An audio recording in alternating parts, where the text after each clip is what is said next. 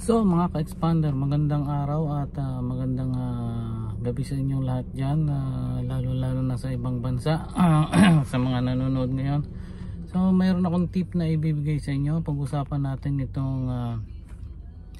itong aircon po dito sa may likuran na tatanggal po yung mga, alam niyo yung pihitan niya, yung arm niya na para may adjust nyo.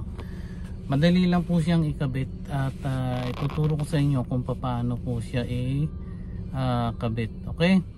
Paano rin po siya tanggalin. Okay po? So ito po yung nasa likuran natin ng pag nagmamaneho po tayo. Ito po, di ba? Alam niyo po ito. Ayan po. Baklasin niyo lang po ito. Baklasin niyo lang po ng ganon. Dahan-dahan lang po. Ayan. Mababaklas po siya. Okay, para makita nyo kung ano yung laman nito. So meron dito nga mga maliliit na ito ay para sa mga hangin na saan direction nyo gustong ilagay. So natatanggal po yan pagka sinundot po ng mga bata.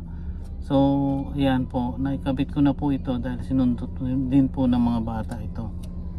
So naikabit ko nga po siya at madali lang po siyang ikabit. Mga ka-expander.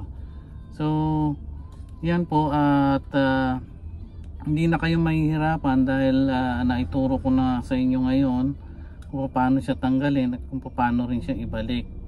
Okay po, kabit na po natin itong mga nandito at papakita ko sa inyo kung paano rin po siya ikabit. So ayan po, ito po yung pag natanggal, madali lang po ikabit yung mga yan. Huwag na po kayong tumawag ng mga manggagawa or dadalhin nyo pa sa kasa. Lugi kayo. Ayan po. Ang pagkabit lang po nito is ganito lang po. Yan na po. Yan lang. Ganyan lang po kadali. Tapos itulak nyo lang po na ganun. Tulak nyo lang siya. Oh. Ayan na po. Okay na po siya. Ayan. Pantay-pantay na po siya. Okay. Tingnan natin kung may lamig. Ayun. Meron. Okay. So yung iba kasi nabiyak na nga oh. Kasi nga kagagalaw po.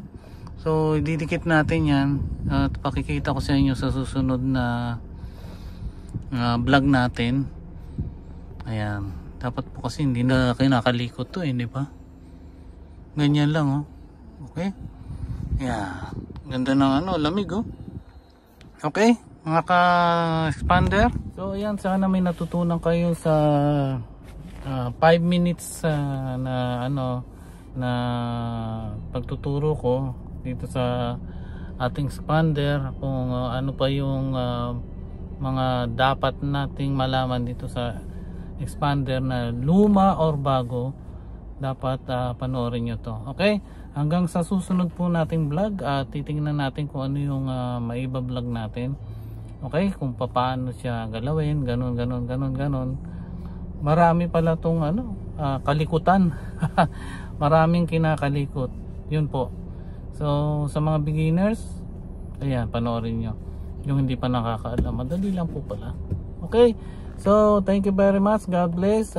Kung nagustuhan nyo po yung aking video ay tulungan nyo naman po akong i-subscribe at panoorin ito hanggang matapos.